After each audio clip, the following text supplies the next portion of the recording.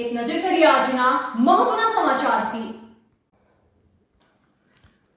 છોટાઉદેપુરમાં પ્રશાસનનું bulldozer ચાલ્યું। National highway નજીક ગેરકાયદેસર બાંધકામ તોડી પડાયું।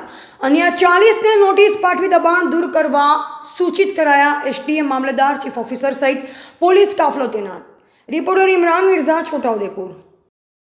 છોટાઉદેપુર નગરપાલિકા વિસ્તારમાં અલીરાજપુર રોડ પર એસએફ હાઈસ્કૂલની સામે જે 3 નંબરી સર્વે નંબર આવેલ છે, જેમાં કેટલાક ઇસમો દ્વારા પાકા મકાનોનું બાંધકામ કરેલ, જે અંગે મેમન કલેક્ટર સાહેબની સૂચના અનુસાર આજરોજ દબાણ દૂર કરવાની કાર્યવાહી કરવામાં આવે છે। સદર દબાણદારને લગભગ 20 તારીખે નોટિસ આપી દબાણ ખુલ્લું કરવા જણાવેલ, પરંતુ તે દ્વારા કોઈ કાર્યવાહી ન કરતા આજરોજ નગરપાલિકાની ટીમ તથા મહેસૂલી સ્ટાફ દ્વારા દબાણ દૂર કરવામાં આવી રહેલ છે અને સદર સર્વે નંબરમાં આવેલ બીજા 40 જેટલા મકાન માલિકોને દબાણ બાબતે નોટિસ આપવામાં આવેલ છે। તે કાર્યવાહી આ પછી હાથ ધરાય।